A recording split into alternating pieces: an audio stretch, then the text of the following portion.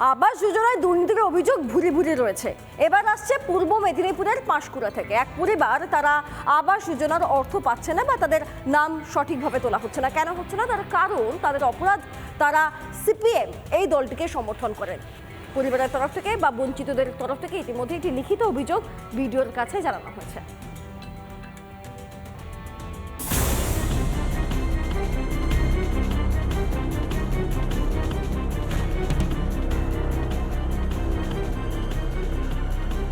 বিরোধী হলেই বঞ্চনার শিকার, মাটির ঘরে থেকেও বাদ গিয়েছে আবাসের তালিকা থেকে নাম। বঞ্চনার অভিযোগ বাম সমর্থকদের। জয়দেব দলই এবং পাশাপাশি আরও বেশ কয়েকজন রয়েছেন যারা সিপিএম করে এবং তাদের মাটির বাড়ি, কিন্তু তারা আশায় বুক বেঁধেছিলেন যে এবারে তাদের আবাস যোজনায় নাম আসবে, কিন্তু অজ্ঞাত কারণে শেষমেশ তাদের নাম বাতিল হয়েছে, এমনটাই তারা জানতে পেরেছেন এবং এ নিয়ে তারা কিন্তু রীতিমতো ক্ষোভ প্রকাশ করেন। দেখছেন তো ঘর বাড়ির কি অবস্থা, তারপরও আবাসের তালিকা থেকে নাম বাদের অভিযোগ। আপনাদের নাম হবে না, আমরা সিপিএম করেন বলে না, টাকা পয়সা চাইনি, পরে চাইতেন, কিন্তু আমরা বলে দিচ্ছি, বলে ও বলছে আমাদের তোমাদের যে এই 3 ভাইয়ের ঘরগুলোকে আমরা কেটে দিয়েছি, আমি ওইটাকে আমি চেষ্টা করে দেখব যে কতটা কি এগুলো আপনাদের যোগ্যতা পাওয়ার। ভাঙা বাড়ি থেকে বাড়ি দিবে বলে তো বাড়ির নাম কেটে দিল। কে কাটছে এখন, কোন পার্টি কাটছে, এবার এখন কি করবে, আমরা সিপিএম পার্টি করি। বঞ্চিতদের পাশে দাঁড়িয়েছে স্থানীয় বাম নেতৃত্ব। যে পুনরায় সমীক্ষা করা হোক, যদি প্রকৃত প্রাপক থাকে তাদের নাম তালিকায় অন্তর্ভুক্ত করা হোক, কারণ এখনো সমীক্ষা চলছে। কিন্তু অন্যায়ভাবে যদি সিপিএম করার অপরাধে তালিকা থেকে নাম বাদ দেওয়া যায়, আমরা বৃহত্তর আন্দোলন করব। কেন যোগ্য হয়েও বঞ্চনা? আবাস যোজনার এখনো ফাইনাল লিস্ট বেরোয়নি। আবাস যোজনার যে লিস্টগুলো বেরিয়েছে সেগুলো ড্রাফট লিস্ট বেরিয়েছে। এবার যদি মাটির বাড়ি এবং পাকা বাড়ি থাকে এবং যারা সার্ভে টিম গেছে তারা হয়তো পাকা বাড়িটা পেয়েছে, তাহলে কিন্তু তিনি বাড়ি পাবেন না। তো এখানে কোনো রাজনৈতিক দলের সমর্থক হওয়ার জন্য তার নাম বাদ গেছে, এই ধরনের যে অভিযোগ সেটা সম্পূর্ণভাবে ভিত্তিহীন। রাজ্য জুড়ে আবাসের দুর্নীতির অভিযোগ, তবুও মঙ্গলবার আবাসের ঘরের প্রথম কিস্তি দেওয়ার কথা ঘোষণা করেছেন মুখ্যমন্ত্রী। কিন্তু তালিকায় যেখানে প্রহসনে পরিণত হয়েছে, সেখানে বঞ্চনার ক্ষোভ তো থাকবেই। সব মিলিয়ে আদৌ এই 5টি পরিবার তারা আবাস যোজনার নামের আওতায় আসবেন কিনা তা কিন্তু সময় সাপেক্ষ আমরা বলতে পারবো। পাঁশকুড়া থেকে প্রসূন বন্দ্যোপাধ্যায়, রিপাবলিক বাংলা। নিজের সাংসদ তহবিলের টাকা থেকে মানুষের সুবিধার জন্যই একটি অত্যাধুনিক অ্যাম্বুলেন্স দিয়েছিলেন বালুরঘাটের সাংসদ সুকান্ত মজুমদার। কিন্তু তার অভিযোগ, সেই অ্যাম্বুলেন্স যার মতন তার মতনই পড়ে রয়েছে, কোনো রকমভাবেই ব্যবহার করা হচ্ছে না। যদিও জেলা মুখ্য স্বাস্থ্য আধিকারিকের দাবি যে অ্যাম্বুলেন্সটি ব্যবহার করা হয়েছে বেশ কয়েকবার। দেখুন।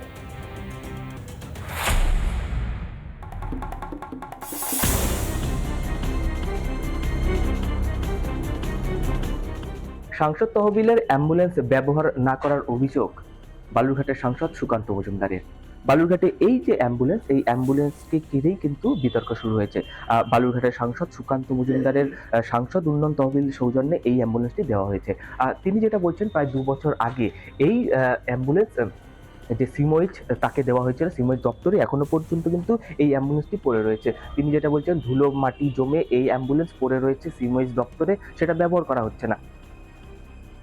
প্রায় 12 লক্ষ টাকারও বেশি টাকা দিয়ে আমি একটি অ্যাম্বুলেন্স প্রদান করি এবং আপনারা জানেন যে এমপি ল্যাডের নিয়ম অনুসারে সেই অ্যাম্বুলেন্স সিওমএইচকে দিতে হয়, অর্থাৎ জেলার যিনি মুখ্য অধিকর্তা তাকে দিতে হয়। আমরা দিয়েছি, প্রায় 2 বছর হতে চলল, এখনো পর্যন্ত সেই অ্যাম্বুলেন্স কোনোভাবে ব্যবহার করা হয়নি, অ্যাম্বুলেন্স পড়ে আছে।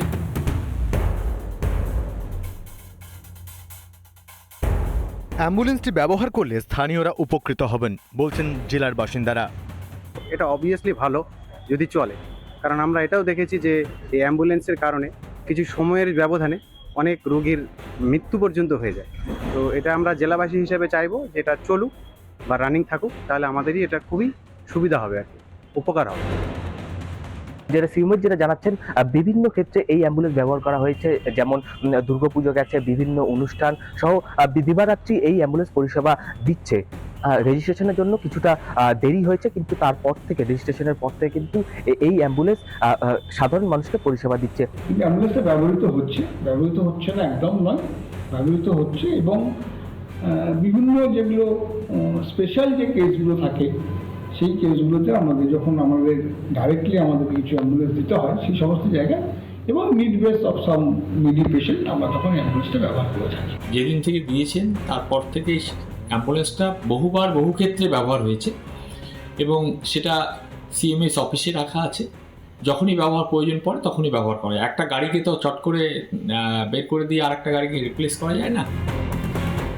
এই অ্যাম্বুলেন্সকে ঘিরে কিন্তু রীতিমতো দক্ষিণ দিনাজপুর জেলা জুড়ে একটি বিতর্ক শুরু হয়েছে। দক্ষিণ দিনাজপুর থেকে রিপন ভৌমিক, রিপাবলিক বাংলা। নদিয়ার দিকে নজর রাখা যাক। নদিয়ার কৃষ্ণগঞ্জে মাঝদিয়া এলাকায় একটি গ্যারাজে ভয়ঙ্কর বিধ্বংসী আগুন লেগে যায় এবং সেই আগুন নিয়ন্ত্রণে আনতে এলাকাবাসীরা জড়ো হন। পাঁচিল ভেঙে বালতি করে জল দিয়ে আগুন নেভানোর চেষ্টা করা হয়। প্রায় 200টি মোটরসাইকেল বের করা গেলেও 4টি মোটরসাইকেল আগুনে একেবারে ভস্মীভূত হয়ে যায়।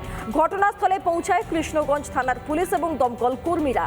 কৃষ্ণনগর থেকে দমকলের ইঞ্জিন প্রায় 2 ঘন্টার চেষ্টায় আগুন নিয়ন্ত্রণে আনে। মাঝদিয়া স্টেশন লাগোয়া বাজারে আগুন লাগায় স্টেশনের যাত্রীদের মধ্যেও স্বাভাবিকভাবেই একটা আতঙ্কের সৃষ্টি হয়।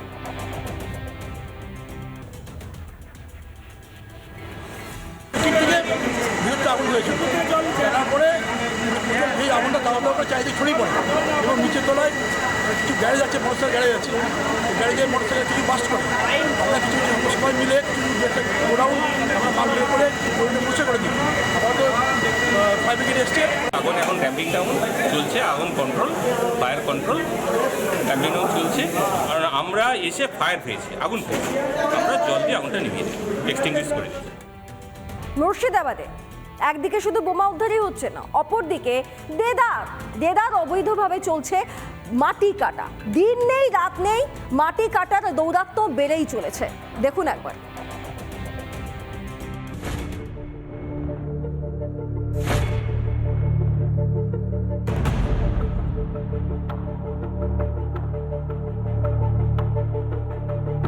নবগ্রামে অবাধে মাটি চুরি, মাটি মাফিয়াদের দৌরাত্ম্য। আমি এই মুহূর্তে দাঁড়িয়ে আছি মুর্শিদাবাদ জেলার নবগ্রাম ব্লকের অমৃতকুণ্ডু মাঠ এলাকায়। দেখতে পাচ্ছি এখানে পকলেনের সাহায্যে অবাধে মাটি তোলার কাজ চলছে এবং সম্পূর্ণ বেআইনিভাবে। অভিযোগ, অবৈধভাবে চাষযোগ্য জমি থেকে মাটি কেটে ট্রাকের মাধ্যমে সেই মাটি পাচার করা হচ্ছে। এদিকে বেলা 3টা থেকে ভোর আপনার 4টে অবধি সারা রাত চলছে। তো বেআইনি, এত সরকার তো নয়, এটা বেআইনি ভাবেই চলেছে, মাটি চলে গেছে। প্রশাসনের চোখে রীতিমতো ধুলো দিয়ে এই কাজ চলছে এবং অবাধে এই যে পকলেনের সাহায্যে মাটি কাটা হচ্ছে এবং এই মাটি একেবারে ট্রাকে করে, বড় বড় ট্রাক, এই ট্রাকের মাধ্যমে কিন্তু বিভিন্ন জায়গায় চলে যাচ্ছে। বিভিন্ন ইট ভাটা সহ বিভিন্ন কাজে কিন্তু ব্যবহার করা হচ্ছে এই মাটি। আপনারই জমি?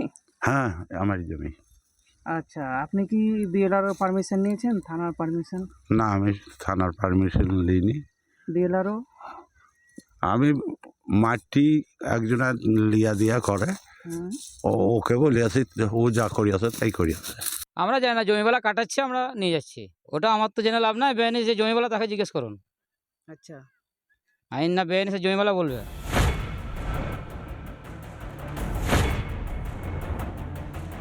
নবগ্রাম বলে নয়, নবগ্রাম, খড়গ্রাম, রঘুনাথগঞ্জ, যোগপুর, সাগরদিঘি প্রায় সর্বত্র এই কাজ চলছে এবং মাটি মাফিয়া যারা আছে তারা প্রশাসনের সঙ্গে যুক্ত আছে।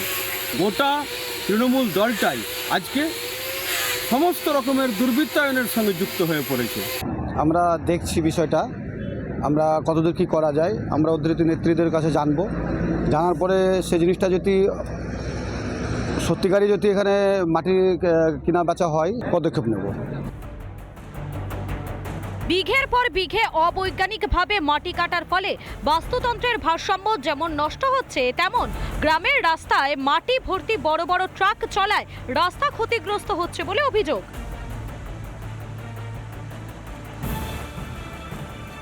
মুর্শিদাবাদ থেকে সৌমিত্র দাস, রিপাবলিক বাংলা। নানা ধরনের কন্টেন্ট দেখার জন্য লাইক করুন, শেয়ার করুন আমাদের ফেসবুক পেজ, সাবস্ক্রাইব করুন আমাদের ইউটিউব চ্যানেল। পাশাপাশি অন্যান্য ব্রেকিং নিউজের জন্য অবশ্যই চোখ রাখুন রিপাবলিক বাংলায়।